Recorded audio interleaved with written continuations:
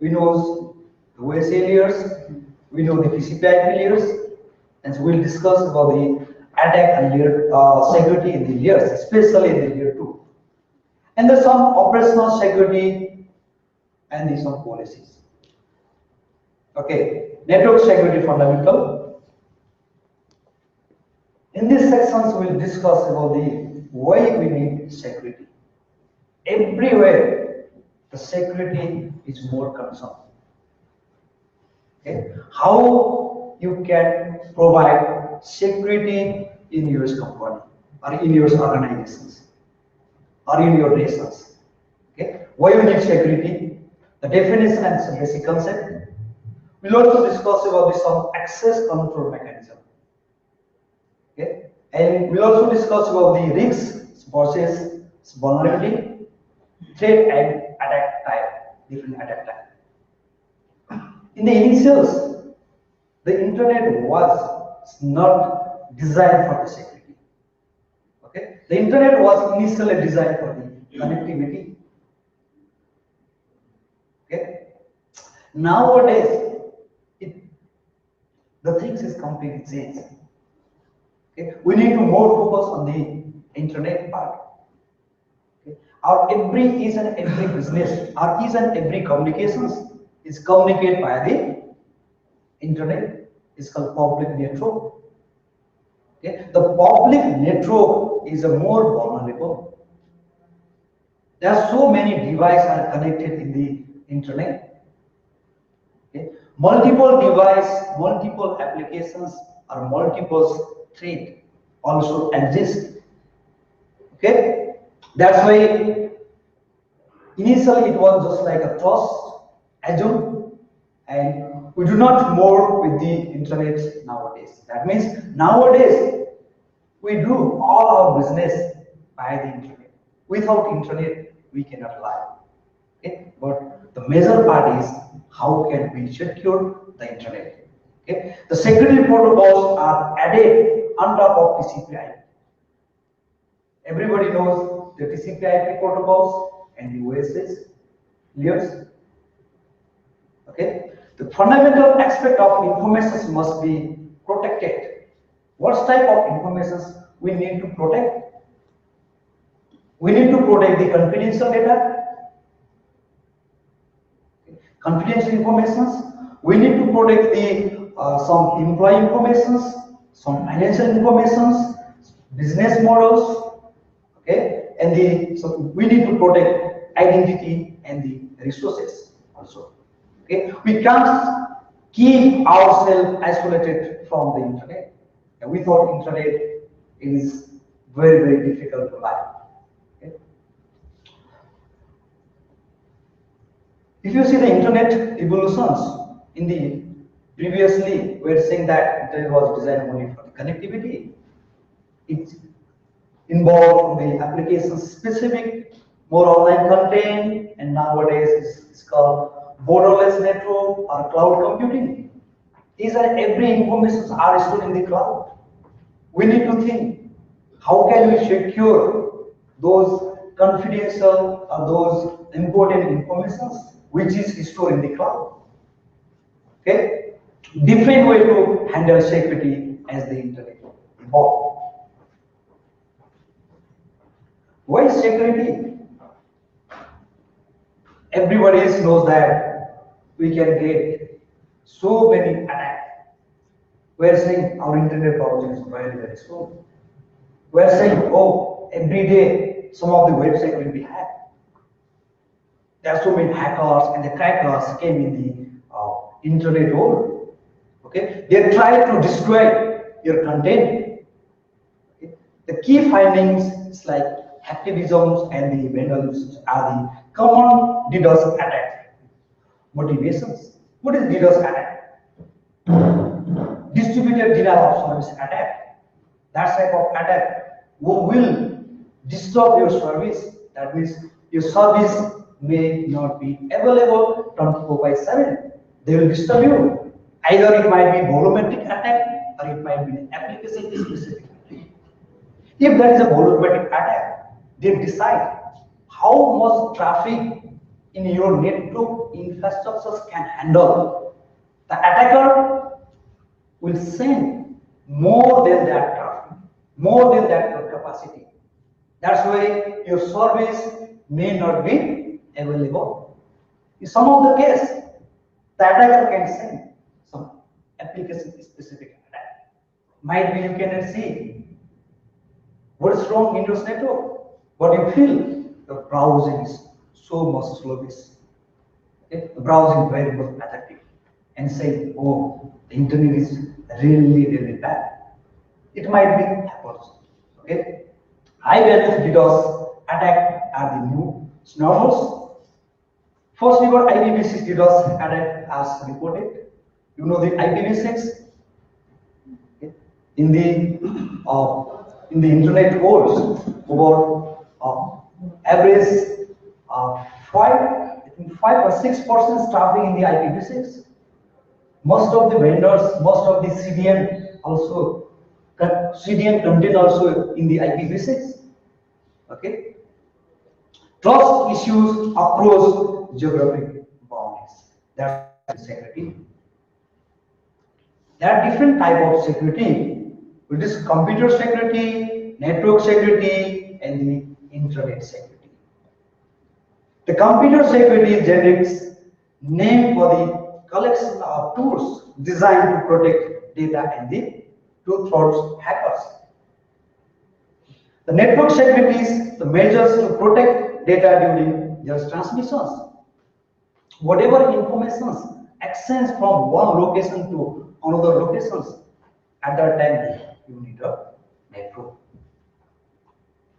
There might be some transmission from source to the destination, from one location to another location. It might be intranet, or it might be extranet, or it might be intranet. The internet, the measures to protect data during their transmissions over collections of interconnected networks, the public networks. Basically, we'll discuss more detail about the internet security. Okay? When we talk about the security, there are three things we need to discuss. It's called CIA trait.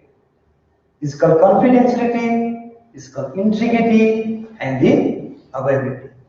What is the confidentiality?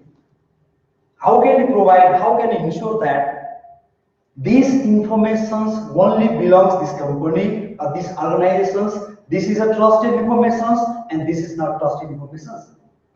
How can you ensure that? You should use the confidentiality, that means prevent unauthorized use of disclosure of information. It might be some business information, it might be some important information within your company. That is a confidentiality. How can you ensure the confidentiality? You can use some techniques, either encryption and decryption. Or you can use some access control mechanism. You are saying, okay, these traffic are my genuine traffic, these traffic are not my genuine traffic. If this traffic wants to send information via the internet, via the extranet, or via the internet from this location to this location, at that time you need to ensure that those information should not be disclosed. Those information should not read any other body or third party persons, so that you can use some encryption techniques.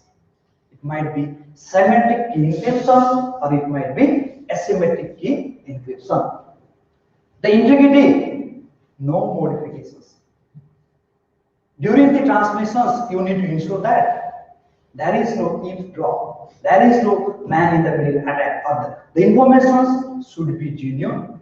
No one should alter your information. That is the integrity. No modifications.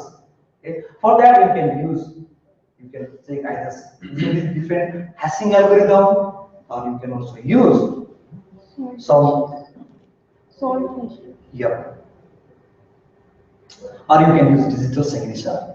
You can verify the signature of the originators Okay, you are saying, okay, this information is originate from this source, and the information is not changed.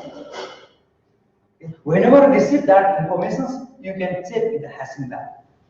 If you see the same hashing value, you ensure that the information is not modified. If you see the different hashing output, then you ensure that the information is not genuine. Someone had already changed. The next one is availability. The service would be available 24/7. It should be up and running. Okay.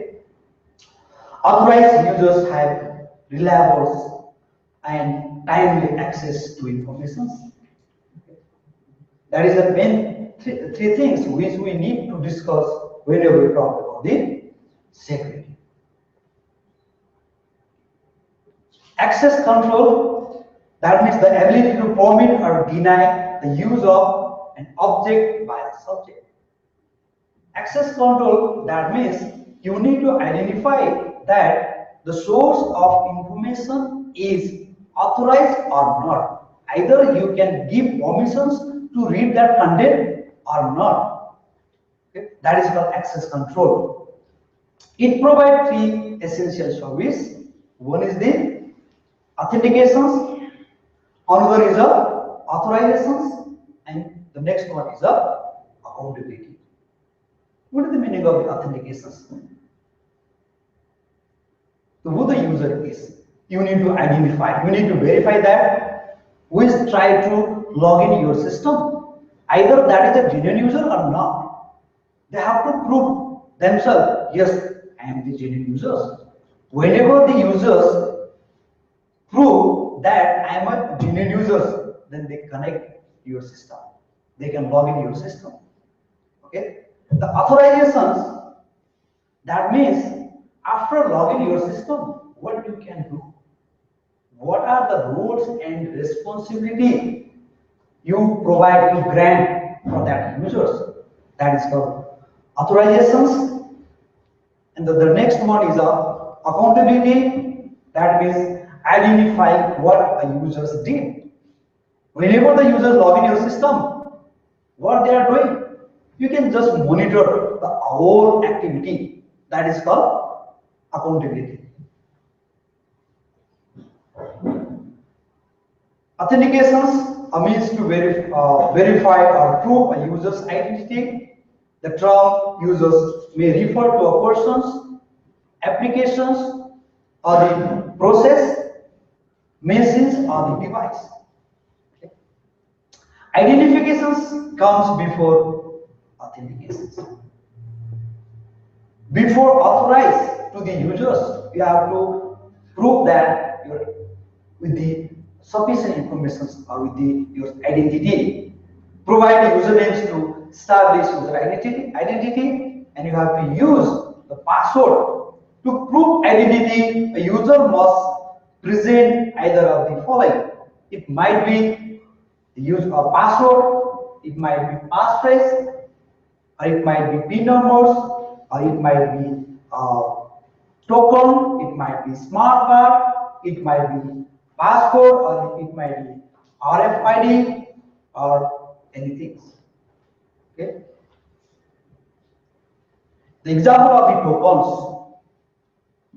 it might be e-tokens, or RFID, or smart card, or fingerprint scanner. Okay. Using that, you prove that you are a authorized user. You authenticate to log in your system. Okay.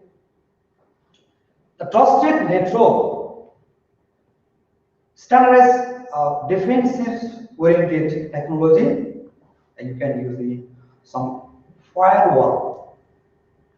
What is the firewall? Firewall technology. We are saying we need to put firewall in our edge device. We need to put firewalls where the informations are more critical. And actually, what is the firewall? What do it do? Do you have any idea about the firewall? Yeah, what is firewall? Basically inspects the traffic coming in our servers and infrastructure. Yes. Basically, it will inspect whatever the traffic are in from outside and what information, what traffic are exit from your network. Okay. Based on that, you can define, okay, these are my trusted traffic that is required for us. Then you can define, okay, you can grant for those traffic. And you are saying, okay, these are abnormal traffic. Okay, it should not be grant. It should not be all your network. Then you can deny. Okay? The firewall technology is that technology where we can define our multiple access control mechanisms. You define these are trusted and these are not trusted. If these trusted parties can try to communicate from one location to another locations, allow them. If not trusted, then they will discard it. They will be revoked. Okay. IPS and IDS, intrusion detection system and the intrusion prevention system. What is the meaning IDS do and what is the IPS do? IPS just detect the anomaly and IPS prevent as well. Exactly. That means the ideas intrusion detections mechanisms. They would want to detect abnormal activity and inform your system. Guys, okay, someone tried to break your network and you should take action. Basically, ideas will not do anything else. It just inform, just alert in your system. Someone try to destroy your network infrastructures or services. The IPS intrusion prevention systems will defend against the attack.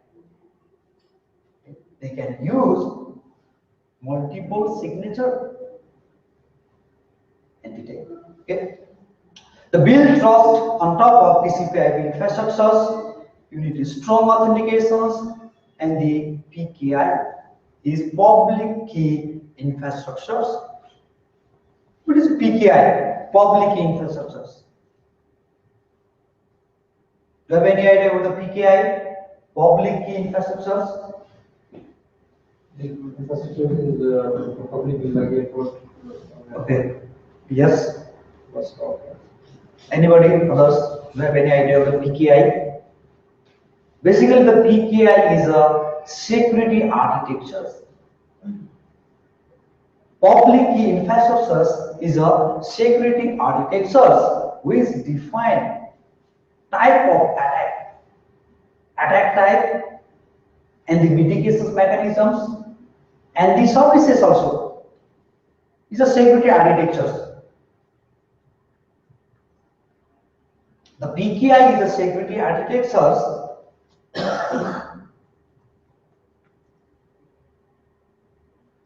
which basically define the different type of attack. It might be passive attack, it might be active.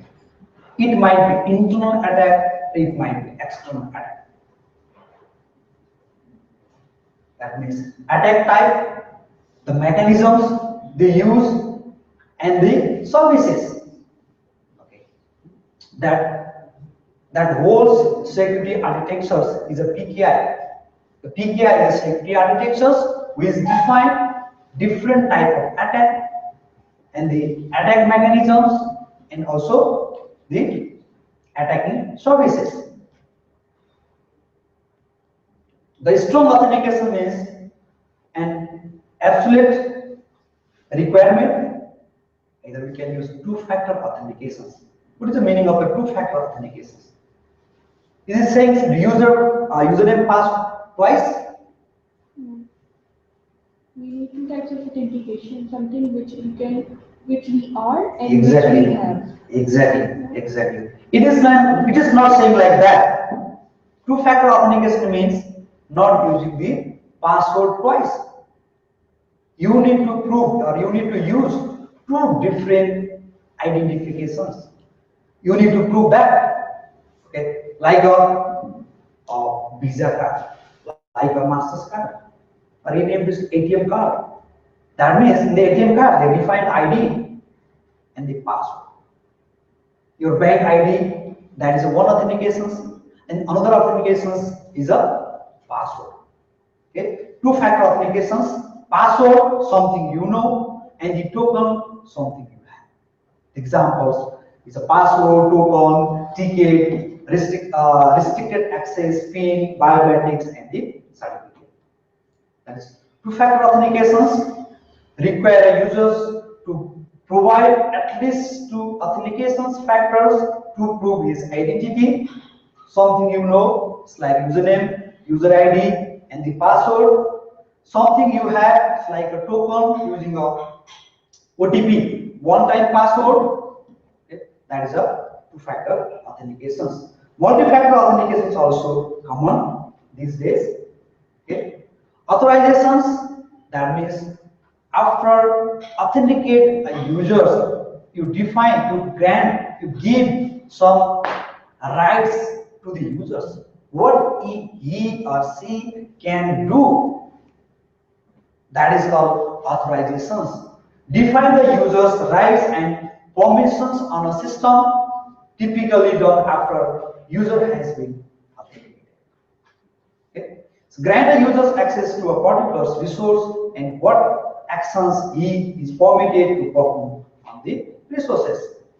Access criteria based on the level of users. It might be roles, group, locations, time, or transactions type. Basically, we can define, whenever you create a users, to define type of users. Either it is an admin users, either it is a power users, either it is a normal users. Based on that, the normal users will grant permissions separately. The power users may be more rights and responsibility than normal users. Definitely, if you assign admin users, you have more authorizations to do your tasks. That's authorizations. The authentications versus authorizations. Authentications, that means you need to prove who the user is. That is called authentications. You need to prove that I am an admin user. If you are an admin user, you should provide your credentials. Okay. You have a credentials, you can type it. That means to prove you are authorizations, that means after login, what you can do, what is your responsibility, that is a part of the authorizations. What the company give permissions for you. Okay, you can write, you can read, and you can modify the content, or you can only read the content, or you cannot read the content, or you cannot list the content. That is a authorizations. Is clear? Authorizations concept, okay, is exactly like the same. It might be single sign-on, the property of access control where a users log in only once and gain access to all authorized resources within a system. Its benefit, easy of use, reduce login cycles, time spent, or re-entering password for the same identity is not required. Okay. The common SSO technology we can use, it might be Kerberos, or it might be Radius, or it might be smart card based, or it might be OTP token. The disadvantage is a single point of failure. If hacker or cracker break that rule, they can access everything. That is the disadvantage. Okay, the type of access controls. Access controls would be centralized.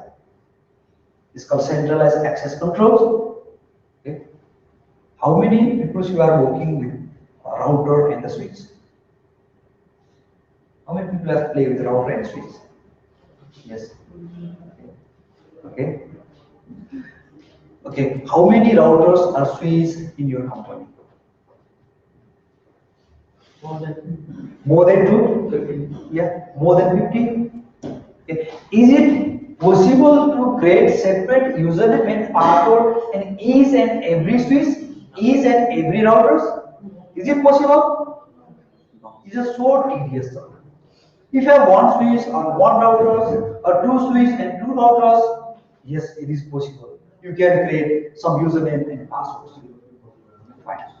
If you have more than two routers, more than two switches, or more than two devices, you need, then at that time you need some centralized access control mechanisms. Either it might be radio servers, either it might be data servers, or it might be databases. Okay. How many all of you use data server or radio servers? You use 2, 3, 4, 5. Okay. Basically, the radio servers and the data servers is a centralized authentication server. It's called triple A: authentication, authorizations, and the accounting. All these three parts is done by yours triple A server. It's called. It might be radius, it might be TACAS, or it might be diameters. That is a centralized access controls where you can enforce some policy, some restrictions for your users. Okay, these you can combine some of the users as a normal users, some of the users as a medium type of users like power users, and some of them might be as a full access controls or full access. You can give some full access users like a admin users or root users. You can define some policy in your GWA server. Decentralized access controls, control of access by people who are closer to the resources, not method for consistent control. Accountability, what you did. When you log in, what you did. All of these parts are captures, monitors, that is part of the accountability. The security goals that generate the requirement for actions of an entity to be traced uniquely to that entity. The sender cannot deny sending information. Receivers cannot deny receiving it, and users cannot deny performing a certain actions. Support, no repetitions, deterrence, fault isolations, intrusions, detections, and the intrusion prevention systems, and after actions recover a leg of actions. That means, okay, let's assume all of these are in the hall. If someone break some system from that hall, from this hall, how can you identify that? If you are not using any accountability, even if you are not using any log information about the users, how can you identify it? Basically, hacker and tracker, what they did, they look which portion of the network is weak and which portion of the network is strong. If the network part is more strong, they will not try from that part. Why? That is worthless. The hacker or the tracker cannot enter from that gate.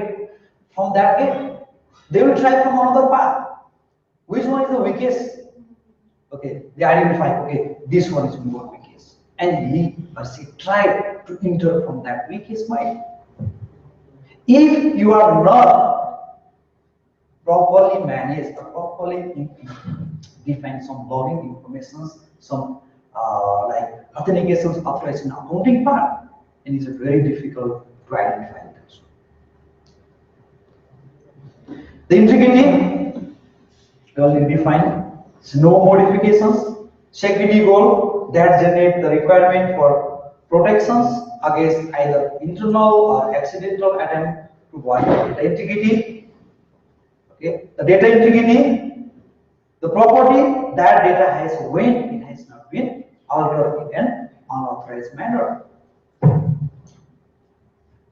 Okay? There is no modifications. The system integrity, the quality that a system has when it performs its intended functions in a unimpaired manner, free from unauthorized manipulations. Okay? There is no more manipulations. The risks, threat, and the vulnerability. What is the meaning of the vulnerability? The weakness in a system. The weakness in the system. The hacker and cracker always try to identify which person of your network is weak, and they will attack on that thing. That is called vulnerability. The risk likelihood that a particular threat using a particular attack will exploit a particular vulnerability. That is the risk. Exploit, taking advantage of vulnerability. Non-reputations, assurance that both parties are involved in the transactions. It comes risk, threat, and the vulnerability. The vulnerability is a weakness in the security procedures, network design, or implementations that can be exploited to violate a corporate security policy. It might be some software bug, it might be some configurations mistake, it might be some network design flaw, it might be lack of encryptions, or it might be weak encryptions technology. If you are using a very weak encryption technology, the hacker and cracker can easily decrypt your content, easily decrypt your passwords or passwords, and they can disclose your confidential information, and they violate the confidentiality. Threat, any circumstance or event with potential to cause harm to our network systems. There are some examples of threat. One of these, denial of service, is called DOS attack. Okay, attacking main computers resources. Okay, they will choke your bandwidth. Okay, might be your CPU and processing speed might be very high, so that your legitimate customers, your legitimate users cannot use the resources which you provide. Okay. Unauthorized access, access without permissions issued by a rightful owner of device or network. It might be impersonations, or it might be homes, it might be the virus. These are the threats. Okay. The risk, possibility that particular vulnerability will be exploited, is IT-related risks arise from unauthorized, is malicious or accidental disclosures, modifications, or destruction of information. It might be unintended error or omissions. It might be IT disruptions due to natural or man-made diseases or man-made disasters. It might be failure to exercise due care and diligence in implementations and operations of IT systems. That is the risk. That's why the risk equals to threat multiply vulnerability in this manner. The risk analysis, the identifications, assessment, and reductions of risks to an acceptable level. Okay. In security, we cannot provide 100%. We have to try to minimize your risks, minimize to break your chance of your systems. That is not 100%. It is more efficiency. Okay. If you provide your system up and running in like 364 days and some hours, if you open your system 5 minutes or 2 minutes, the hacker or cracker can destroy your system during that time. That is no 100% security.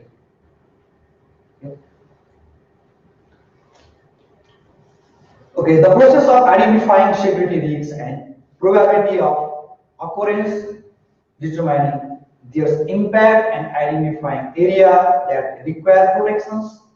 Basically, three part: risk assessment, determine the possible risks. You need to identify what are my possible risks, and based on that you need to improve. You need to mitigate those risks. Risk management, evaluating alternative for mitigation the risks, and risk communications is presenting these materials in a understandable way to decisions makers and or the public. Okay, that's why every some squadrons will test our network systems either is really working or not. If misbehave, if abnormal activity exists in your network or in your systems, immediately we need to take actions. Otherwise, your system might be compromised. Okay. The risk management versus cost of security, risk mitigations, the process of selecting appropriate control to reduce risk to an acceptable level. The level of acceptable risk is determined by compare the risk of security hole exposures to the cost of implementing and enforcing the security policy. The trade-off between safety, cost, and the availability. Okay, the next part is attacker source. What type of attack? It might be passive attack. It might be active attack. What is active attack and what is a passive attack? What type of attack is called active and what type of attack is called passive? Which one is more danger? Active attack is more dangerous. That means passive attack is no danger. Not for Yes. Basically, attack either it is active, either it is passive. Both are danger. In active attack, you can immediately feel. They can immediately change your system, break your system immediately. But in passive attack, the passive attack is like a slow poison. Both are the poison. Active attack also poisons, passive attack also poisons. But only the difference is that the active attacks immediately change your content. Immediately you feel that. For the passive attack, the attacker try to gather the information as much as possible. And end of the day, he perceives the attack. That is called passive attack. Okay? Active attack as well as the passive attack. Or it might be internal attack or it might be external attack. What is the difference between internal attack and external attack? Yes? from one network and external. Yes. The attack from internal network, the attack from the external network. If you compare internal attack and the external attack, the internal attack is more danger than the external attack. Why? What is the reason? Can anybody explain? Sure. Why the internal attack is more danger than the external attack? There's more accessibility. You have a more accessibility. Why wired network is more secure than the wireless network? What is the reason behind that? The wireless network you can access from remotely. The wired network you need to physical access. The internal attack and external attack, the attackers can within your company.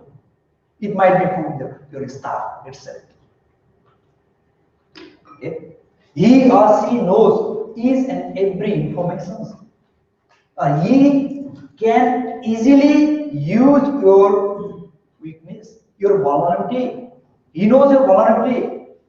He knows your weak point in your company, and from that weak point, he or she can attack. That's why the internal attack is more dangerous. If you compare with 100%, the 70% is an internal security. The remaining 30% is an external security.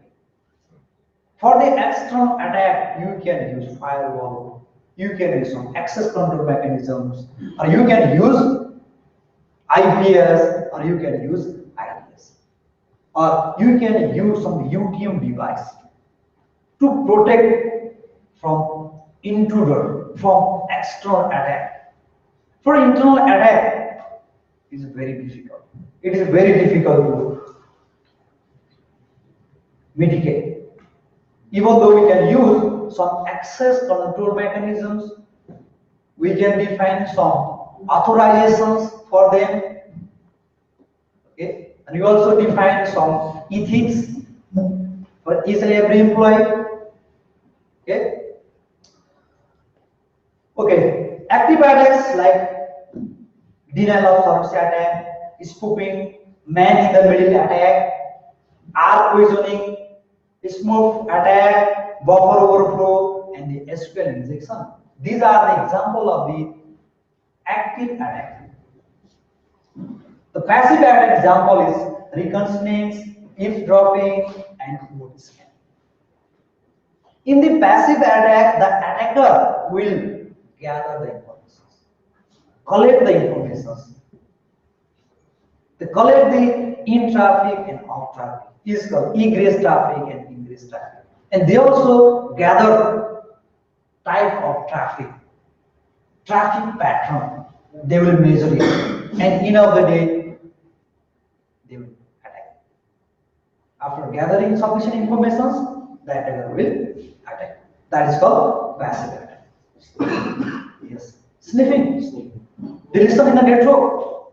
They measure the activity, what packet is in and what packet is out. That is the passive attack. The attacker source might be on path or off path, or it might be inside, or it might be outside, or it may be deliberate attack, which is unintentional event.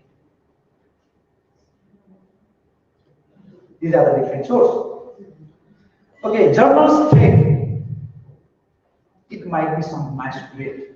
It's an entity claims to be another entity. We are saying, okay, basically what happened is the attacker tried to compromise your internal network.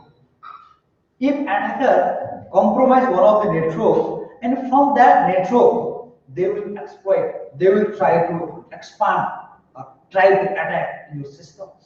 And most of the system admin or sec reports now, they are looking, oh, it's very difficult to figure out the exact problem is. Because all your activities seen from your internal network, if not seen from the external, they will already compromise some of your machine. From that machine, they will try to attack. They will try to exploit. Okay. Masquerade, eavesdropping, an entity read information it is not intended to read. Authorizations, violations. Okay, an entity use a service or resource it is not intended to use. Loss or modification of information, data is being altered or destroyed. Okay, denial of communication act is like reputations. An entity falsely denies its participation in communications act, and forgery of information. An entity create new information in the name of operating entity. And sabotage and any actions that aim to reduce the ability and correct functioning of services of the system. These are the journals thing. Okay. Reconnaissance attack. Unauthorized users to gather information about the network or system before launching other more serious type of attack, also called eavesdropping. Okay, information gained from this attack is used in subsequent attack. It might be DOS attack, it might be DDoS attack, it might be RDoS, replicated DDoS attack. Okay? It might be RDoS. Example of the relevant information might be names, email address, or common practice to use a person's first initials and last name for accounts and particulars, anything, practicals, anything. Man in the middle attack. Okay. Basically, we'll discuss how the man in the middle attacks happens in a layer 2 network. It might be like some DSP attack, DSP starvation attack, might be other things we'll discuss. We'll cover later more details. Is an active eavesdropping. Attacker make intended connections with victim and relay messages between them, making them believe that they are talking directly to each other over private connections, when in fact the entire conversation is controlled by the attacker. They don't know that. They feel like this is my genuine interest. Okay? They share confidential information with that users. But all these informations are captured by the other process. It's diverted. It should reach from one destination, it goes in the wrong directions. That's man in the middle attack. Okay, some session hijacking, exploitation of valid computer sessions to gain unauthorized access to information or service in a computer systems, theft of magic cookies used to authenticate users to a remote server, it's like for web developers. For method, we can use sessions, fixed sessions. Attacker set a user sessions ID to one known to him, for example, by sending the user an email with a link that contains a particular session ID. Session size jacking is attackers use packet sniffing to read network traffic between two parties to steal the session's cookies. Okay, denial of service attack is one of the major attack. Every day we can see so many DOS attack and DDoS attack in your network. Have you feel any DOS attack and DDoS attack in your network? Yes, you feel. How can you mitigate those DOS attack and DDoS attack? I'm looking for the solution how we can write down the DDoS attack while it is going on. There are two different solutions for DOS and DDoS attack. Either you can go with the proprietary solutions, or you can use open source solutions. Okay. If you want to invest money, if you have a lot of money, you can invest for that. You can buy some YouTube device or some that device basically work with the DOS to mitigate DOS and DDoS solution.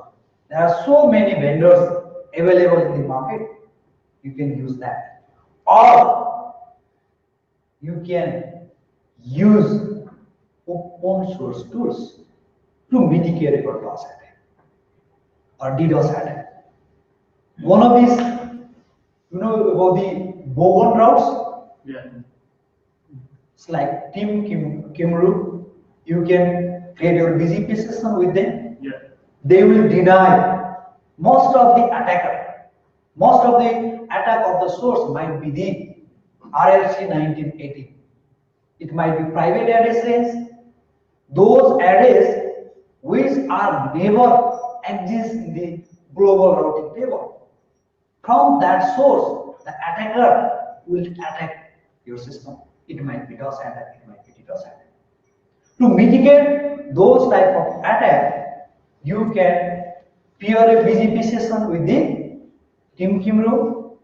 Okay, basically you need to provide your AS detail, and you need to create a EBGP multi-hop with the team kim room or bowen routes. Okay, they will gather all the unused or private areas as well as those areas which are never exist in the internet routing tables. Okay, they will filter it. What solutions? The next one is again with the team kim room. They will provide your detailed information. What traffic, what your traffic patterns is like NFC.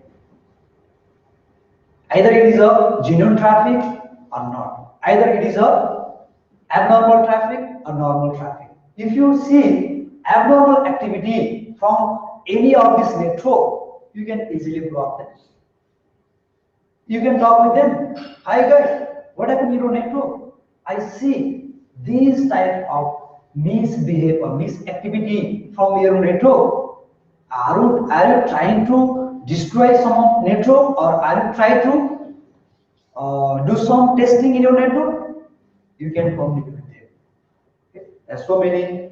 And another thing is you need to know about your network, your traffic pattern. Otherwise, it is very, very difficult to mitigate like DOS attack and DDoS attack. It is really painful for traffic to resolve those type of issues.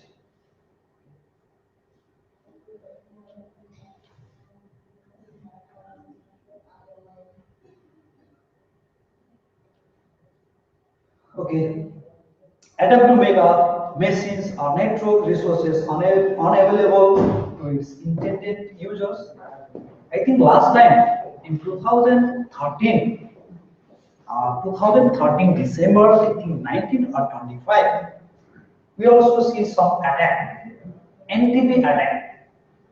NTP, have you heard about it? NTP amplification attack. The attack on the main server. Yeah, network client protocols attack. They attack your name servers. From that name servers, they will generate huge traffic, so that all of your networks suddenly come sluggish. I think in this year also recently, come 2 or 3 weeks ago, if you see the BBC side also attack. Okay. Even in some, I think it might be some confidentials in the SANOG, during the SANOG event, there are so many submissions in the SANOG Epinic website. Epinic websites also break. That means there is some SQL injections in the database. They immediately take actions and resolve it. Okay. The attack may be every time, every second.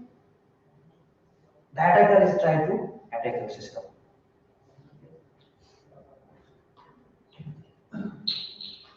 Any questions so far? How can we mitigate the NTP attack? Okay, very good questions. How can you mitigate NTP attack? There are multiple solutions to mitigate NTP attack. One of these is you need to update your OS operating system. Okay. And you need to clean your networks. That means you have to identify that these are my NTP server. If any request came from outside that network, outside from this list, you can deny them. That means again you can browse or you can log into the team kim room. They also provide some tips or some templates for the Linux machines, for the Cisco routers, for the Juniper routers. Okay. Basically, what they're saying is the NTP use port number TCP or UDP port number 123. Am I right? Yes. For that code, you define, okay, these are my NTB server. If any requests came from these networks with these port numbers, allow them. Rest of the you can deny them. Okay? In this way, you can mitigate NTB. Any questions so far? One thing I just want to know about the implementation of cascading firewall in our system. Does it relates with this topic, or you will explain later? Yes, we can. That is also related with the topics.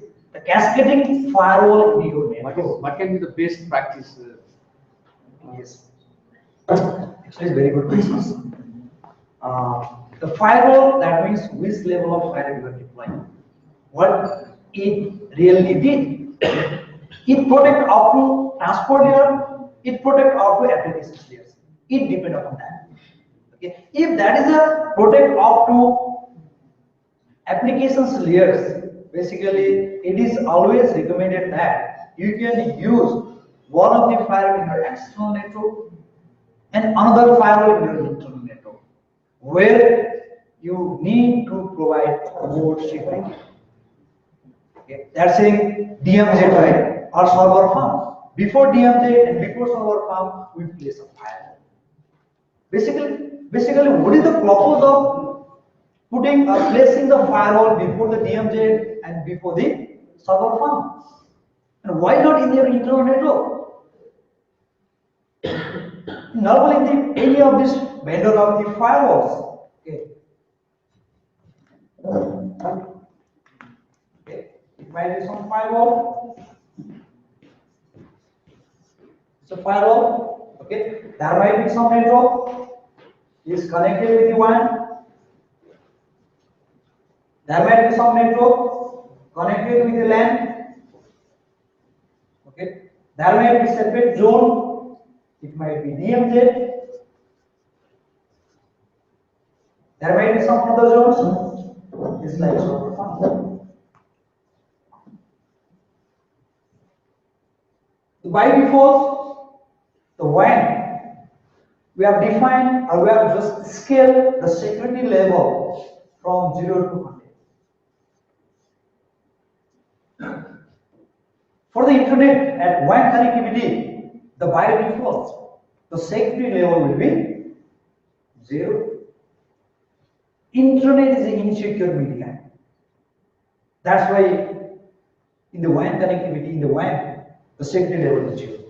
There is no security. Okay. For the LAN connectivity, by default, the security level will be 100. It's more secure. DMZ and a server farm, you can define between 0 to 100. Okay. Like a server farm, it might be 80. In the DMZ 80. In the server farm, you can define like some 90. From lower security level to higher security level, you have to define some policy. You have to give some permissions to access it or not. Okay. Like to access from LAN to DMZ and server farm and the internet, no need to define policy. Why? The security level is very high. From high level to low level, no need to define some policy. No need to create a policy. From low level to high, you need to define some policy. Okay? That means the internet is a public network. To access your resources from public network, might be your resources might be in the server farm, the resources might be in the DMZ. If that is accessible from both LAN as well as the internet, then you can place those servers in the DMZ. It might be web server, it might be proxy server, or it might be email server. Database only access from the internal network, not from the public network. That's why we put those services in the server farm.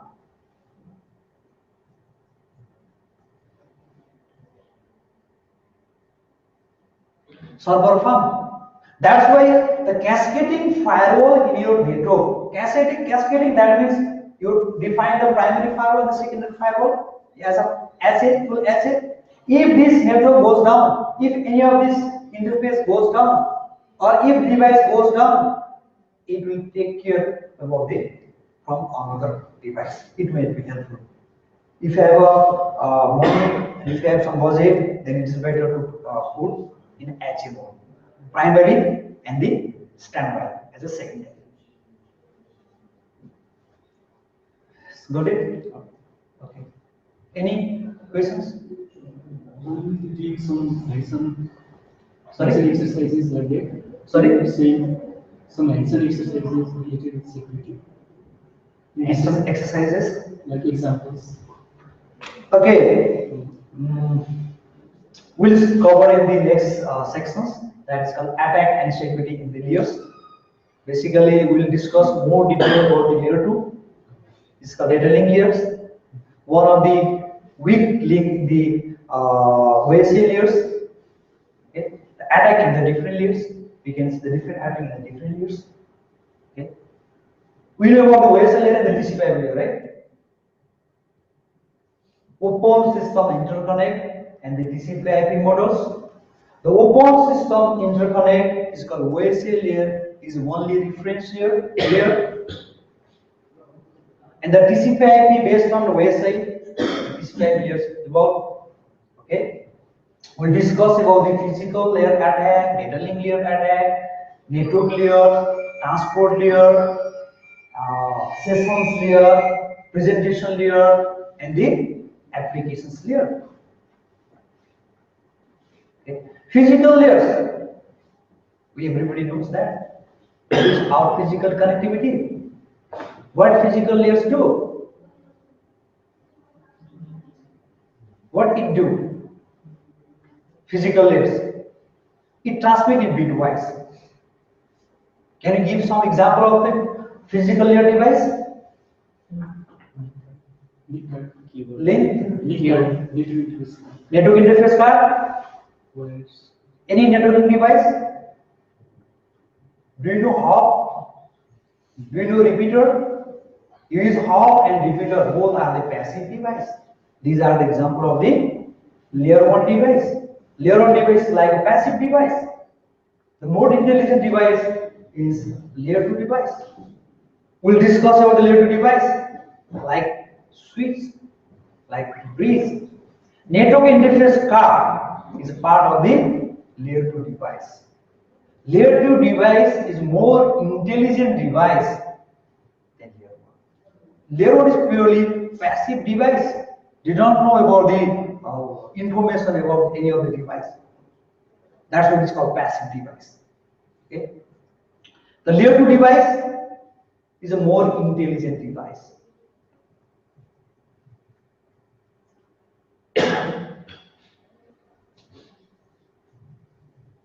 This intelligent device identify which users is connected with layer 1 device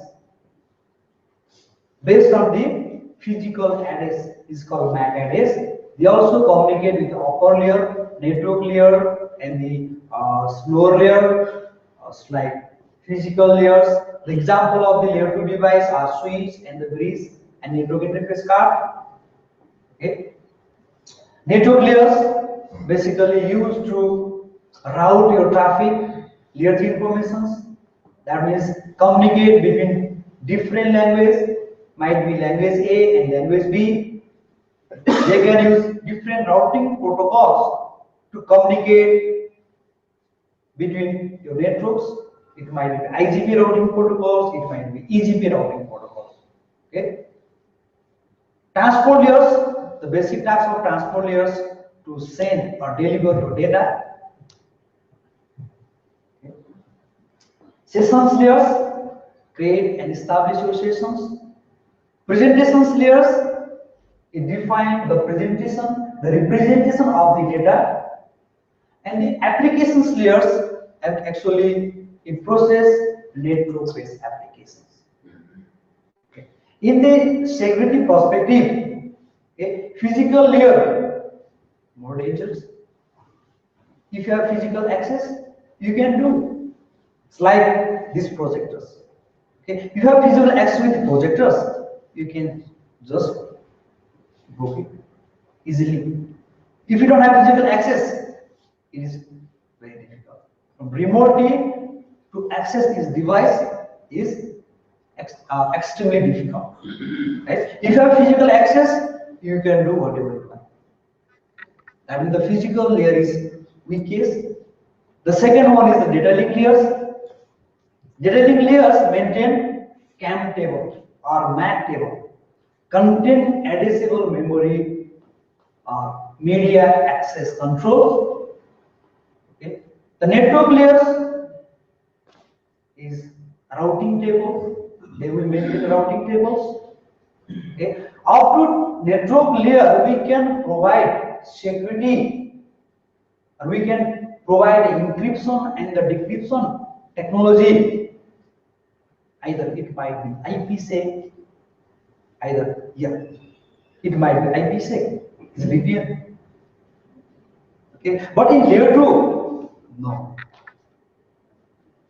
There is no such encryption, decryption in layer 2. It's a more danger. Layer 2 is more vulnerable than others layer. Like layer 2, layer 3, and layer 4 or others layer. For layer 4, we can use TLS and SSL, transport layer security or secure circuit layers. Okay. To provide a security up to network layer, we can use IPsec VPN, or we can use some encryption and the decryptions. Okay. The layer 2 might be PPTP, token ring, or it might be some problem with the R poisoning, or MAC flooding. Everything is happening in the layer 2. Okay, we'll discuss more detail about the layer 2 stuff. Network layers, it might be layer 3, IPv4, IPv6, ICMPv6. Okay. Transport layers might be UDP, it might be TCP attack. It's like TCP attack, routing attack, sync flooding attack. Might be in the transport layer. The session layer, it might be some NFS attacks. Presentation and the applications layer, it might be some DNS poisoning, phishing attacks, SQL injection, spam, scam, etc. Okay. Why worry about layer 2 security? Our major part is layer 2 security. OSI was built to allow different layer to go without the knowledge of each others. Okay. This is host A and host B. Okay. They use some presentations, applications, presentations, sessions, transport, network, data link, and the physical layers. The physical link is MAC address, IP address, okay, protocols or port numbers in the application stream. That means the OSI layer was built to allow a different layer to go without the knowledge of each others. Okay. Lower levels affect higher levels. Okay. Now, if this layer is compromised, it might be impact. Okay. It's really impact. Okay, we are going to discuss about the VLAN, virtual LAN. What VLAN is? Who own VLANs? Network operators, security operationals. Who? There are some questions. Okay. Security policy for VLAN for network operators who have layer 2 security issue. They are saying, yeah, we have a layer 2 security issue. But the security professionals, operationals saying, okay, I handle it at layer 3 and above. I don't know about the layer 2. I am not responsible for the VLANs. Okay, they're saying, do you use VLANs often? The network operation says, I use them all the times. But the network security professional saying, I have no idea how. Okay. Likewise, we use VLAN for security, and the network operations saying, okay, routing in and out of the same switch are fine. That is why we have earlier the switch. Okay. For the security operational side, okay, it is a switch. Why would I here? Okay. Then again, there's some questions. What address and are assigned for VLAN? For the network option side, security guys ask for a segment. I make a VLAN and get some address. But in this security operations says, I ask network operations, they give me ports and address. That means, do you know what is VLAN? Where we can use the VLAN? What is the significance of using the VLAN? Is virtual LAN. It segment your physical device and break multiple logical device. That is VLAN. Okay. We'll discuss layer to attack landscape, attacks and countermeasures. It might be MAC attack, it might be VLAN hopping attack, it might be DSCP attack, it might be ARP attack, it might be spoofing attack, or others general attack. It might be some SDP, spanning tree protocols, attack, or it might be some BTP, versus trunking protocol attack. We'll discuss about it. So, tea break? Tea break? Thanks.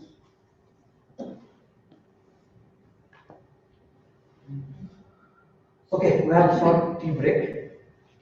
15 minutes or okay, half an hour, then we'll come back, right? And come back and continue the security measurements from this list.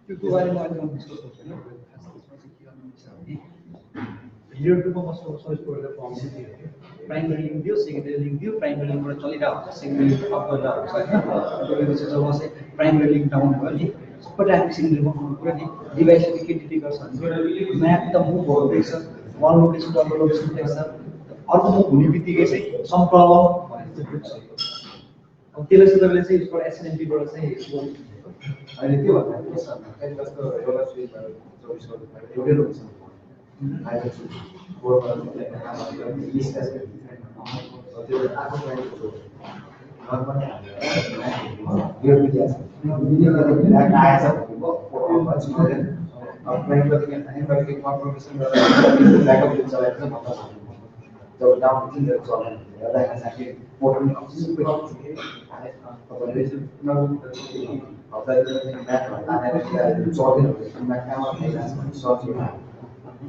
यो पता लगाउनु Select port security. Port security sticky MAC अवश्य map down गर्छ down गर्नु त्यो data base चाहिँ पुल गर्नु MAC based accounting चाहिएको MAC based accounting पनि गर्नु अनि त्यो गुगलले दिएको नि हेरि MAC based accounting पुल गरेर एबिले पुल गरेर यस्तो गरेर पढ्नु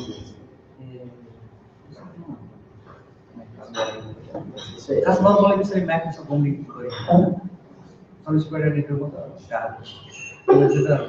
माइग्रेट फ्रम लेयर टु यो एनजिओले पनि ध्यान गरेर हुन्छ नि त्यो के अरे यो ब्याङ्कको डिभाइस अहिले छ कि छैन होइन अब हामीले खास मौखिकमा छैन लेखेर पठाइदिने अब उनीहरूले आएर चाहिँ कहाँ हेर्दैछ त भनेर त्यो के हेऱ्यो भनेर देखाउनु पर्यो होइन यस्तो हो त तपाईँको त्यो म्याप भनेको चाहिँ त म्याप बस्ने भनेको चाहिँ ऱ्याममा हो होइन अब कस्टमर कनेक्टेड कहिलेबाट भएको छ कुन टाइममा रियलमा चाहिँ रियलमा चाहिँ तपाईँको हेर्न मिल्यो हेर्न मिल्यो रियलमा मिल्यो रियलमा डिभाइस कनेक्टेड छैन भने चाहिँ तपाईँको कहीँ पनि त्यस्तो गर्दैन त्यही त नि अब तपाईँहरू यतिको लेभलमा आएको छ नि हो अब त्यो ल्यापटप आइसक्रिम प्रोग्राम चालेर काम गर्छ that's a silent अब त्यसले चाहिँ इयरफोन गरेर यस्तो एन्टिलिजनली कमर्सियललाई पनि हो होइन के गर्नु यदि तपाईँको कुनै डिभाइस नेटवर्कमा अहिले कनेक्टेड भयो भने नेटवर्कमा कनेक्ट हुँदाखेरि चाहिँ तपाईँको त्यसको चाहिँ के छ त कहाँबाट कनेक्टेड छ भनेर बनाउने गर्नको लागि मात्रै हो उनीहरूले पनि खास फर्मालिटी सिकाएको मात्र हो अब हाम्रो यस्तो हो हामीले चाहिँ कहाँनिर हिँड्दैछ भनेर देखाउनको लागि चाहिँ हामी चाहिँ सजिलो छ